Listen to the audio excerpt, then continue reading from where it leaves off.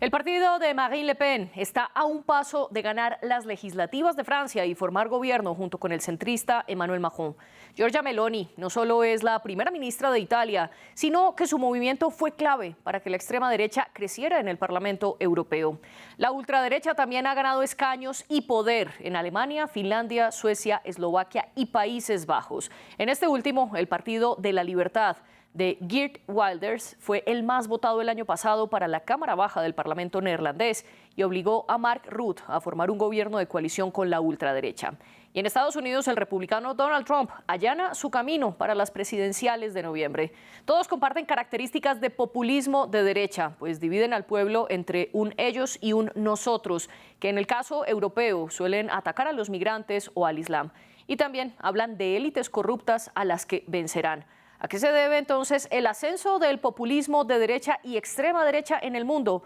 Lo analizamos hoy en el debate junto con Rafael Piñeros, analista internacional y profesor de Relaciones Internacionales en la Universidad Externado de Colombia. Él nos acompaña desde nuestro estudio en Bogotá. Y en Lima nos acompaña Ariela Ruiz Caro, analista internacional y economista por la Universidad Humboldt de Berlín, con maestría en Integración Económica de la Universidad de Buenos Aires. Ella además ha sido funcionaria de la Comunidad Andina, del Mercosur y consultora en la CEPAL, en el Sistema Económico Latinoamericano, entre otros. Gracias a los dos por acompañarnos y les recuerdo a quienes nos están viendo que pueden dejar sus comentarios en @France24-ES con el hashtag #ElDebateF24. Y también un saludo a quienes nos están escuchando a esta hora a través de sus plataformas favoritas. Rafael Piñeros, comienzo con usted. Bienvenido una vez más al estudio de France 24. Comencemos por lo más básico. La definición de populismo de derecha, ¿a qué corresponde?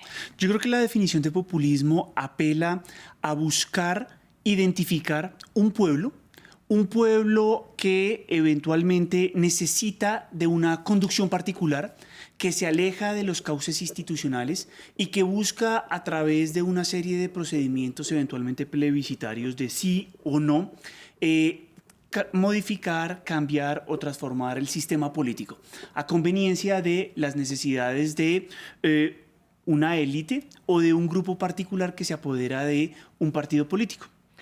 Y a esta definición que nos da Rafael, Ariela Ruiz, también bienvenida usted al debate de France 24. ¿Qué añade para entender y partir de la base del significado de populismo? Estoy de acuerdo con la definición de mi colega y creo que habría que añadir que esto se produce cuando hay un cansancio y un hartazgo de la población con respecto a sus gobernantes. Esa es una situación clave, cuando no cumplen las expectativas de mayor bienestar económico y se produce un desgaste en el vínculo entre el gobierno y los gobernados. Ese es un requisito clave. Entonces los temas de corrupción se exacerban y bueno, el populismo, sea de derecha o de izquierda, hace gala y aprovecha esta situación. Bueno, y precisamente para profundizar en esa línea que usted nos plantea, Ariela, del cansancio de la población, ¿qué cansancio estamos viendo en diferentes países? Y yo sé que es muy complejo hacer una comparación o simular que todos los países corresponden a la misma realidad política, pero ¿qué hay de común, por ejemplo, en el cansancio de la gente frente a los gobernantes en Estados Unidos, en Francia, en Países Bajos, incluso en Argentina y en El Salvador?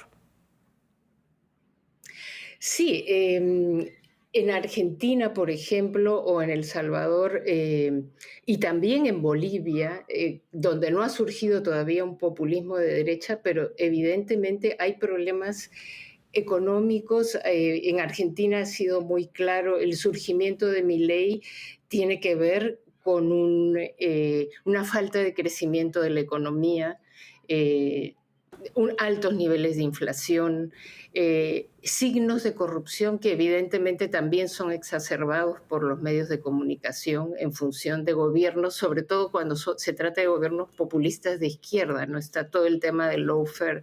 En Europa también tiene que ver con una digamos, falta de expectativas, con un incumplimiento de las expectativas de la población, toda esta lucha por incrementar los márgenes de edad para las jubilaciones, y que se da además con un tema del envejecimiento de la población, ¿no? Ese es un tema que lo hemos visto con las protestas de los chalecos amarillos a lo largo de los últimos años. Entonces hay un tema de desgaste y en un escenario de pugna por el poder económico, ¿no? Entre Occidente y China, que eso no es neutral en el surgimiento de todos estos procesos. Usted habla entonces de la falta de crecimiento económico y de corrupción como dos de los pilares que están agotando a los argentinos. Rafael, ¿qué podemos extrapolar a otros países donde también estamos viendo líderes populistas de derecha? Bueno, yo creo que hay que tener presente siempre el contexto y las características particulares, María Clara, porque no es lo mismo incluso dentro de países desarrollados como lo pueden ser Estados Unidos, Francia, Finlandia o el caso de los Países Bajos que usted mencionaba en la introducción. Yo creo que cada uno tiene unos matices muy particulares. Si nosotros miramos lo que sucede en Estados Unidos con la captura que hizo Donald Trump del Partido Republicano, vemos un cauce institucional. Donald Trump no creó un movimiento aparte. Donald Trump capturó señalando a las élites republicanas como corruptas, que no cumplen con lo que prometen, que han permitido que otros países abusen de los Estados Unidos, como lo es el caso de China, y a partir de allí empieza un discurso a resignificar qué somos los republicanos, qué somos como nación y qué queremos ser en el futuro. Y empieza a identificarse ciertos problemas, que usted también lo señalaba. El problema son los inmigrantes, el problema es la seguridad en las ciudades, el problema es, y claro, yo creo que todos los países tienen dificultades y por eso a veces incluso entre economías o países desarrollados es difícil identificar una serie de rasgos comunes. ¿Por qué? Porque los problemas de un aumento significativo o relativo de las muertes por cada 100.000 habitantes,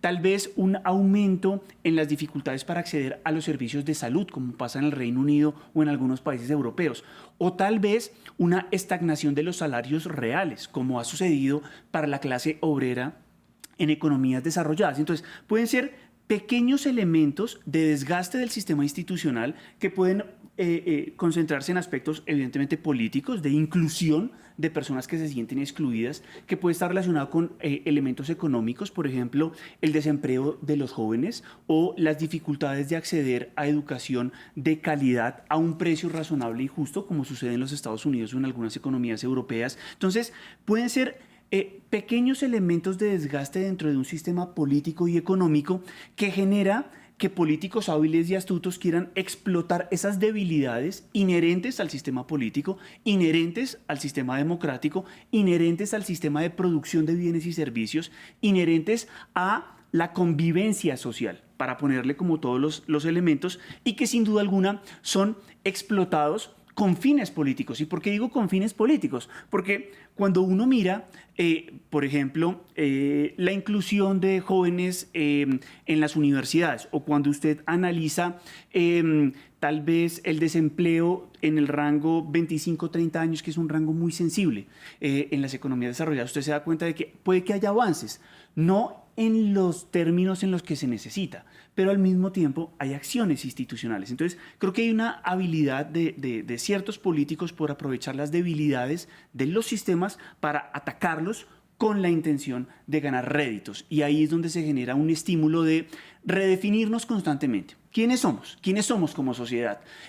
Somos un grupo de personas que responden a una serie de características culturales, idiosincráticas, donde queda el papel de los migrantes, donde queda el papel positivo de otros grupos al interior de la sociedad, y creo que eso es lo que genera mucha tensión dentro del sistema, que en ocasiones las elecciones y los partidos tradicionales no logran absorberla y darle respuesta satisfactoria. Quiero que volvamos sobre un punto que usted planteaba, porque al inicio, cuando estaba explicando populismo, hablaba también que una de las características de los gobiernos populistas es alejarse de esas instituciones. Sin embargo, como usted bien lo señaló, ahora estamos viendo unas nuevas estrategias de aprovechar esos desgastes que hay dentro de las instituciones para capturarlas y encauzarlas hacia otro lado. ¿Es quizás un nuevo rasgo de los populismos que estamos viendo? Es que el populismo sin duda alguna necesita del aparato, en ocasiones burocrático o en ocasiones institucional, para producir algún tipo de cambio. cambio que no necesariamente se lleva a cabo. Si usted analiza el Donald Trump del 2016 y el discurso contra la inmigración y coge el discurso de Nigel Farage en el Reino Unido o de algunos otros políticos, se va a dar cuenta de que dentro de la crítica constante y punzante de los últimos 10 años a un factor como la migración, ha habido un completo colapso. Es difícil de manejar, es difícil de absorber, y máxime si miramos cortes importantes que ha habido como una pandemia, una crisis económica aguda en las economías desarrolladas y también en vía de desarrollo, unos problemas logísticos en el comercio internacional que no han facilitado superar esas dificultades. Entonces, claro, encontramos un discurso de todos los días alrededor de un grupo poblacional, de un tema en particular, pero la realidad es que nosotros no podemos resolver los problemas de un día para otro. Nosotros no podemos resolver los problemas sociales con un discurso de el problema son los migrantes, ¿cierto? Porque si nos quedamos solo con eso, con ese discurso a veces informativo, a veces muy dirigido hacia las redes sociales, hacia el minuto, hacia los 70 segundos, pues obviamente encontramos que las cosas no funcionan así, sino que hay un aparato institucional, hay toda una burocracia y hay una serie de desafíos muy complejos de resolver alrededor de individuos, familias, inclusión económica y laboral, etcétera, etcétera, al interior de una sociedad. Usted menciona 3 aspectos que han sido fundamentales para determinar las políticas de cada país, tanto en Europa como en América Latina, como en Asia, etcétera, y es 1, la pandemia, 2, la crisis económica que el encierro por el COVID-19 desató, y luego todo lo que ha pasado con el comercio internacional, sobre todo con la guerra en Ucrania. Ariela, quiero preguntarle al respecto. ¿Son estas 3 causas lo que ha hecho aumentar el populismo de derecha? Y aquí con una aclaración, también hay populismos de izquierda, pero ¿por qué en los últimos años hemos visto ese incremento de la derecha y la ultraderecha? ¿Acaso ellos son capaces de hacer promesas de cambios que, como dice Rafael, no necesariamente se van a dar? Sí, yo pienso que además de los factores mencionados, hay un agotamiento del modelo de crecimiento económico. Creo que esa globalización, ese proceso de liberalización y encadenamientos productivos, toda esta historia de los tratados de libre comercio, la lucha de la OCDE por tener una constitución, por impulsar un acuerdo multilateral de inversiones a nivel mundial, no ha dado, se ha agotado. Es evidente que se ha agotado y Trump es uno de los primeros que da muestras de ello, cuando impone aranceles a China, cuando fue el propio Estados Unidos quien propició este tipo de crecimiento, ¿no? Donde pagó menos y se produjo una época en que el comercio crecía mucho más que el Producto Bruto Interno. Lo que se ha visto es que ha habido una pérdida de empleos, ¿no? Gente que ha deteriorado su calidad de vida, y Trump fue muy perceptivo a esta situación. O sea, la razón no son los migrantes, la razón es que el modelo se agotó, y por eso los incentivos que hay en Estados Unidos, en la propia Europa, por ser más proteccionistas. Compre América o compre Europa o cosas de ese estilo, que es un discurso totalmente contrario.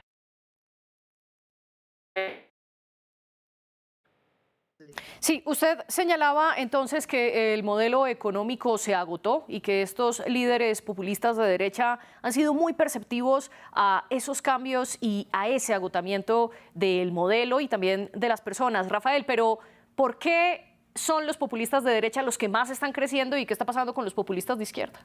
Bueno, esa es una muy interesante pregunta y yo creo que uno, el señalar a las instituciones como un problema, a las instituciones públicas, pero 2, tratar de redefinir quiénes somos como sociedad, quiénes son los franceses, quiénes son los estadounidenses. Es un discurso que cala mucho y señalan de manera muy puntual y específica a ciertos grupos poblacionales, como usted también lo señalaba en la nota. A veces pueden ser los migrantes musulmanes, en Estados Unidos pueden ser las caravanas de grupos centroamericanos. Entonces, cuando se apela a redefinir la sociedad y cuando se apela a un discurso directo de yo soy el que da las respuestas y ustedes me apoyan a mí, están creando un vínculo directo, un vínculo gobernante-gobernado, y eso es atractivo, pero en realidad los sistemas políticos y sociales no funcionan de esa forma.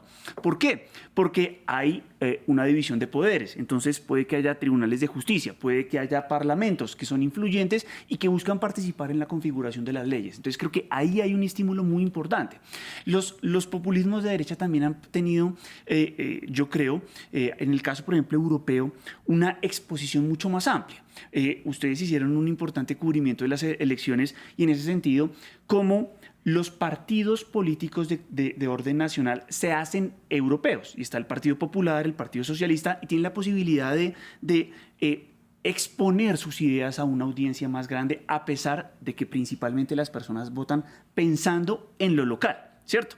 Pero esa exposición tiene una fuerza y una atracción significativa. Pone de manifiesto cómo se trata de mostrar a las instituciones públicas como un problema, pero se requiere de esas instituciones ineludiblemente e inapelablemente para la solución parcial o un poco más amplia de los problemas que hoy someten a las sociedades. ¿Por qué? No es Donald Trump y el Partido Republicano, es el conjunto de actores de la sociedad, es las asociaciones que se hacen con el sector privado, es los arreglos colaborativos entre consumidores y productores, es los incentivos públicos que se requieren para retornar la inversión, para acercarla si está en otros lugares o para poner nuevamente a fabricar valga la redundancia, las fábricas. Si usted mira en Francia, en Reino Unido, en los Estados Unidos, ha habido una necesidad de apelar a volver a industrializar, a volver a producir a nivel interno. Cada uno tendrá unas particularidades. Unos pueden hacer énfasis en la industria automotriz, otros en servicios para la innovación, otros en la necesidad de reactivar industrias que puede que estén algo alicaídas, pero sin duda alguna ahí es donde están los recursos públicos. Entonces por eso digo que es un poco mentiroso ese discurso de yo soy la solución cuando no necesariamente es así, sino que se requiere de otros actores al interior de la sociedad. Y luego vamos a profundizar más en detalle este punto que usted nos plantea de ese otros y nosotros, quiénes son, sobre todo en el caso europeo y en el caso latinoamericano. Pero antes, Ariela, quiero hacerle la misma pregunta que le hice a Rafael. ¿Por qué los populismos de derecha están creciendo y los populismos de izquierda no? Bueno, yo diría que no necesariamente es así, por lo menos en América Latina. Por ejemplo, hay movimientos de izquierda, uno no los podría calificar de populismos, pero sí de fuerzas de izquierda que han resultado triunfantes en los últimos 8 años, digamos, ¿no?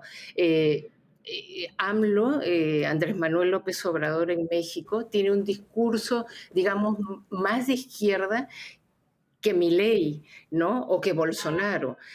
Lo mismo ha sucedido en Chile con Boric y de alguna forma y con sus particularidades, en Perú también ganó Pedro Castillo, un campesino que representaba el sector de izquierda. Entonces, en Honduras también, Xiomara Castro. Entonces, hay digamos, sobre todo si prevalece, los gobiernos se desgastan también. Entonces, si prevalecía un gobierno de derecha, como era el caso de Chile, de Colombia, de México, o de Perú no es el caso, pero digamos, tiende a producirse una elección contraria a esa tendencia que prevalecía. Los países de América Latina que estaban agrupados en la Alianza del Pacífico eran presentados por Estados Unidos como el modelo a seguir en el resto de la región. ¿Y qué pasó? En los 4 ganaron gobiernos de izquierda en los últimos 6 años. Entonces, desapareció digamos, ese espejismo de la Alianza del Pacífico. Y lo mismo ocurrió con UNASUR desde el lado de los gobiernos de izquierda. Todos los gobiernos, desde Correa, perdió las elecciones.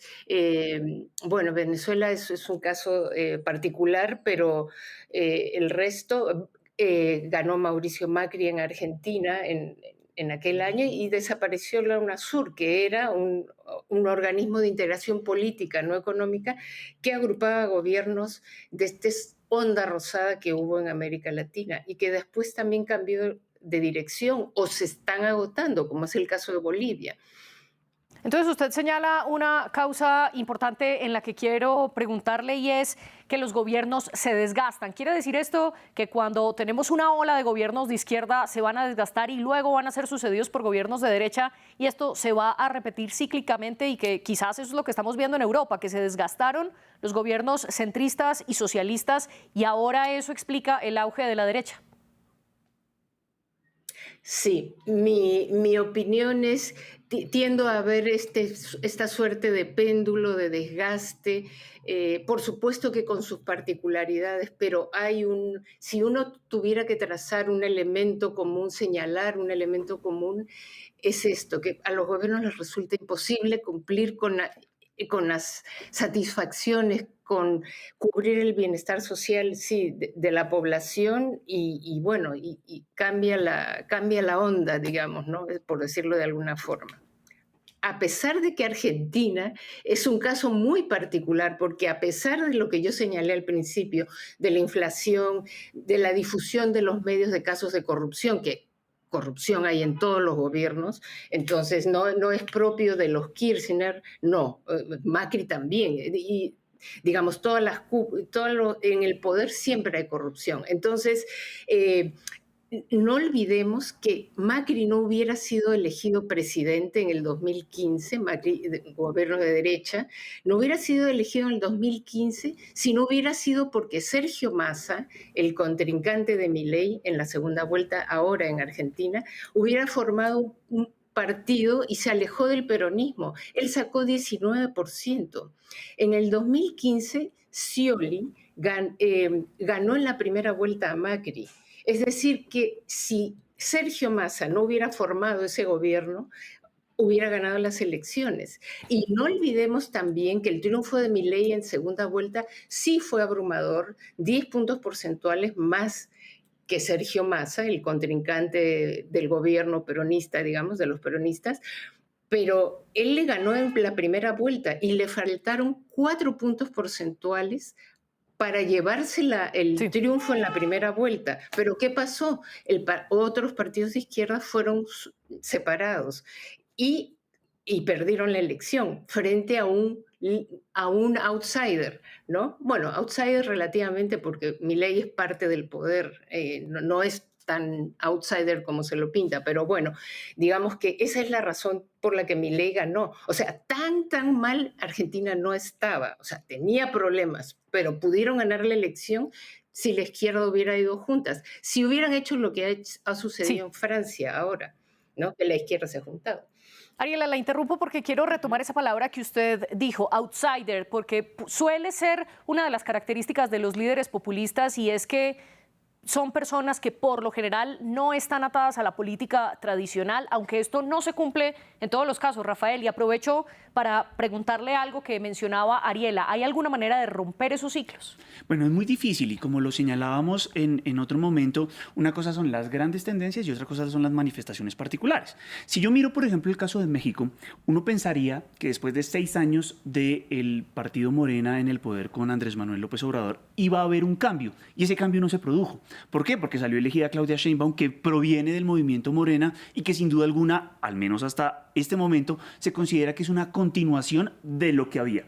Y Andrés Manuel López Obrador tuvo que sortear importantes desafíos, como la pandemia, como el cambio del sistema de salud a nivel interno, como una relación tensa y difícil con su aliado más importante, pero al mismo tiempo que muestra a los mexicanos como ladrones y violadores, que era el caso del expresidente Donald Trump. Entonces, es una situación muy compleja. Creo que los outsiders en ocasiones tuvieron una ventaja, un caso emblemático, por ejemplo, el caso de Donald Trump, venía de la industria inmobiliaria, del entretenimiento, sí, pero del 2016 al 2024 ya lleva 8 años y creo que aprendió muy bien el juego de la política y lo aprendió rápido. Otros fueron penalizados, como el caso de Jair Bolsonaro, pero eso no quiere decir que siempre se pueda apelar a una persona outsider o alejada de la política y que ese elemento vaya a ser una característica particular del líder populista, porque hay un elemento particular también aquí acá podemos ahondar en las características. Una cosa es un comportamiento reiterativo de carácter populista del líder, ¿cierto? Del líder político, es decir, apelar al pueblo. Gustavo Petro lo hace constantemente en Colombia, por ejemplo, yo invito al pueblo a una asamblea nacional constituyente, yo convoco a la ciudadanía alejándose del juego institucional. Y otra cosa son comportamientos populistas que debiliten o pongan en riesgo la institucionalidad del Estado. Ahí son dos cosas muy distintas. ¿Por qué? Porque sin duda un jefe de Estado en ejercicio necesita contar con el aval, no solo del pueblo, si lo queremos ver de esa forma, sino también de los distintos actores para que pasen las leyes, para que se puedan hacer las reformas que consideren necesarias. Y otra cosa es poner en riesgo esa estabilidad institucional y ese juego que hay en cada país de manera particular. Marine Le Pen hace 8 años era un outsider, por supuesto, pero ya no podemos seguir hablando de ella como un outsider. Y ese mismo ejemplo lo podemos llevar a otras latitudes en las cuales, claro, eventualmente han hecho vida, carrera política y reconocimiento a nivel nacional en otros sectores de la economía, si se quiere, pero desde un momento en el cual ingresan al juego político ya dejan de serlo, porque se convierten en una voz importante e influyente. Entonces, no se trata de que siempre vaya a ser una técnica que dé resultados, y al mismo tiempo hay que tener cuidado porque en la medida en que empiezan a crear el mismo presidente Manuel Macron cuando quedó elegido presidente en Francia no tenía partido político, no tenía un movimiento, y hoy justamente en las elecciones del domingo anterior fue su movimiento el que salió duramente castigado porque el pueblo francés veía innecesarias las elecciones y porque, sin duda alguna, su movimiento se está quedando sin la capacidad de dar respuestas, como lo señalaba Ariela, y tiene ese desgaste de los años a través de en el poder. Aprovechando esta idea que usted plantea de lo que pueden hacerle esos líderes populistas al Estado y cómo pueden actuar o no dentro del mismo Estado, quiero preguntarle a Ariela, para usted entonces, por ejemplo, Le Pen en Francia, Wilders en Países Bajos, Milei en Argentina, Bukele en El Salvador, Trump incluso en Estados Unidos, ¿pueden considerarse como líderes populistas de derecha? Sí, creo que sí lo son, efectivamente. Sí. Y también aprovechar lo que ya habíamos mencionado antes, y es cuáles son esas diferencias. Sé que, de nuevo, esto responde a la realidad de cada país, pero quizás en qué se diferencian esos populismos europeos de los latinoamericanos, porque hay puntos que comparten. Por ejemplo, Wilders habla en contra de una élite europea corrupta, algo muy similar al discurso de Milei en Argentina, que habla de la casta de esos políticos inmorales como él los trata, o Trump dice que el problema, uno de los problemas de Estados Unidos es la inmigración, y Le Pen habla también de una inmigración descontrolada. ¿Qué puntos entonces comparten y qué diferencia a estos populistas europeos y latinoamericanos? Sí, bueno, hay varios puntos que comparten, efectivamente. Uno de ellos es la visión que tienen respecto a las libertades individuales, como yo diría, se tildan de libertarios, pero en la realidad no lo son. Milei, por ejemplo, y Le Pen también son contrarios al matrimonio igualitario, son contrarios al derecho al aborto y este tipo de inclusión. Son contrarios a la inclusión, podríamos decir en términos generales, porque estar en contra de los migrantes es una política no inclusiva, ¿no? Sobre todo cuando en Estados Unidos es tan necesaria la migración y en Europa también, hasta por un problema de esta falta de procreación de la gente, los migrantes van a desempeñar un rol muy importante. Los trabajos agrícolas y los trabajos que nadie quiere hacer, pues creo que tienen un rol importante. Entonces, denigrarlos es una suerte de problema étnico, finalmente, porque económico no es. Si uno analiza, pagan bajos sueldos, siempre están en la informalidad, entonces ayuda a la rentabilidad de las empresas, eso es clarísimo, pero, pero queda bien, electoralmente es muy fácil decir que son asesinos, delincuentes. No quiere decir que no haya entre ellos y que sea frecuente inclusive, pero no es una razón de fondo. Yo diría que esa es una característica de todos estos gobiernos, tildar a otros de corruptos, a los líderes de otros signos políticos, cuando ellos también lo son, y ese es el caso de Trump. No solo es un condenado, es un candidato condenado, es un golpista, ¿no? Y ese es el drama de Estados Unidos, ¿no? Tener la primera potencia del mundo, tener dos candidatos, uno que no sabe, que se pierde en el espacio, y el otro que es un golpista y un condenado. Entonces, bueno, ahí viene un tema de desgaste, de límites de lo que es la democracia, porque qué clase de democracia en la que solo participan dos partidos, ¿no? Y que Claro. la gente no está de acuerdo necesariamente con esos candidatos.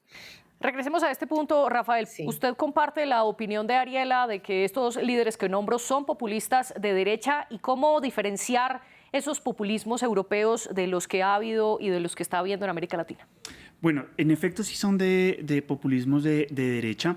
Es difícil diferenciarlos y en ocasiones tienen elementos que se sobreponen unos a otros. Pero yo creo que si hablamos de elementos en común podría ser la identificación de enemigos comunes, es decir, buscar en un elemento social o cultural o económico un enemigo. Dos, soluciones simples a problemas complejos de la sociedad, es decir, unos discursos que calan en la sociedad que tal vez la gente no se atreve a decir, pero y que suelen ser atractivos para la población en general, pero que realmente no se pueden implementar. Usted no puede cerrar de un momento para otro sus fronteras durante un tiempo indeterminado. Usted no puede hacer que toda la producción de las empresas nacionales que se lleva a cabo en el exterior regresen a su país en un periodo corto de tiempo. Eso no se puede hacer, pero resulta atractivo. Yo creo que un tercer elemento en común que pueden compartir es explotar nuevos enfrentamientos sociales, ¿cierto? Entre grupos poblacionales. A veces puede ser frente a las comunidades LGTBIQI, a veces puede ser frente a los derechos individuales o incluso los derechos colectivos.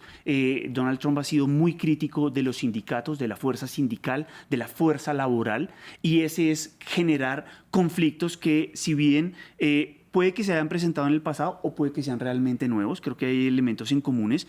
Creo que al mismo tiempo depende mucho de la capacidad y del grado de institucionalidad de los países. En América Latina nuestros líderes populistas suelen ser mucho más heterogéneos de lo que suelen ser en otras latitudes, porque la rigidez misma de los sistemas hace que sea más difícil el ingreso o no. Un buen ejemplo de ello es el caso de Donald Trump. Donald Trump llega dentro de los cauces institucionales y los otros tuvieron que hacer partido. Uno podría decir que Marine Le Pen corrió a su padre de la dirección del partido y le dio un vuelco distinto. Vox en España tuvo que empezar desde la institucionalidad más pequeña, desde las municipalidades, y empezó a crecer. Y es dentro de los sistemas institucionales. En América Latina, a veces el surgimiento de nuevos partidos con nombres rimbombantes o con coaliciones de buena voluntad que se generan, creo que ese es un rasgo diferente bien importante.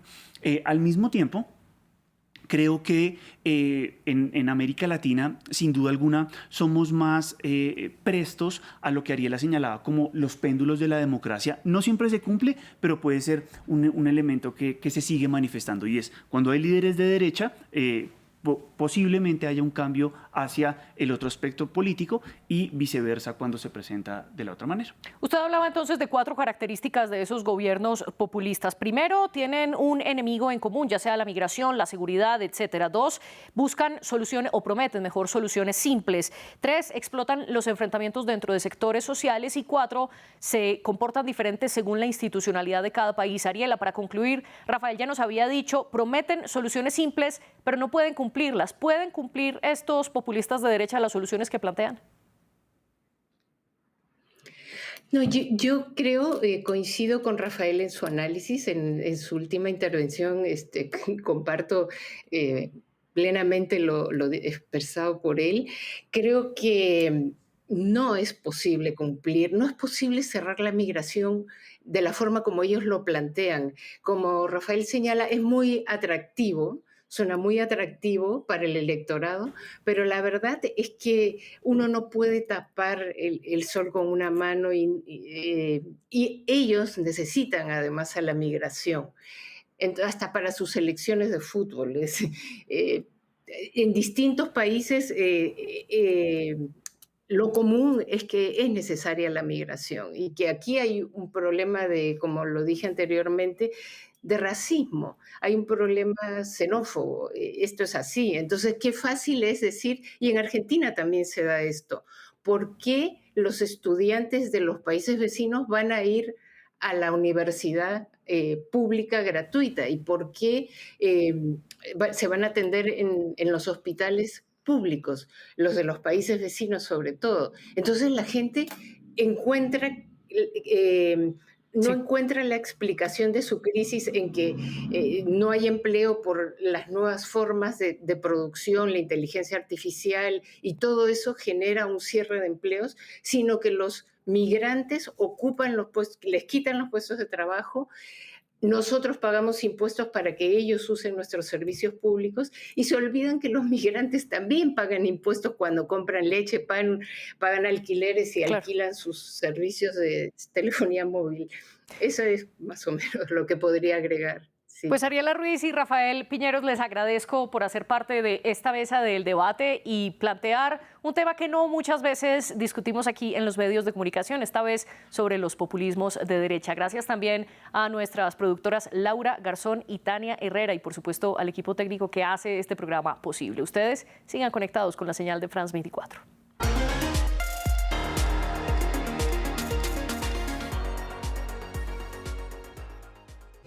¿Hacia dónde va Europa? ¿Cuál es su peso en la balanza global?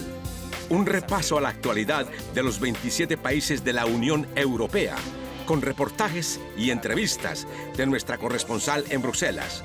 Europa hoy, en France 24 y France24.com. La historia de nuestro mundo está en constante cambio. El flujo de información es cada vez mayor. Estamos ahí con todos los temas. Nos comprometemos con la verificación, desde el terreno, en todas las circunstancias, para anticipar el futuro y entender el presente. Lo acompañamos 24 horas, 7 días a la semana. France 24, una mirada diferente a la actualidad. Liberté, égalité, actualité. RFI y France 24 presentan. En Primera Plana les proponemos cada semana un análisis monográfico y en profundidad sobre un asunto candente de la actualidad internacional. Es la base para empezar a pensar nuevas cosas para el futuro de la Iglesia. Una culminación que parece como el camino ya pasado, sino hasta dónde va. Creo que va a haber esa búsqueda permanente de un equilibrio forzosamente inestable con sus momentos de crisis y sus momentos más apaciguados. Con diferentes voces y distintas perspectivas. Lo que los gobiernos tienen que hacer básicamente ahora es tener una nueva visión del sistema de cuidados. No se pierdan cada semana nuestra ventana abierta al mundo. No se pierdan En Primera Plana. En Primera Plana, un programa en colaboración con RFI presentado por Carlos Herranz.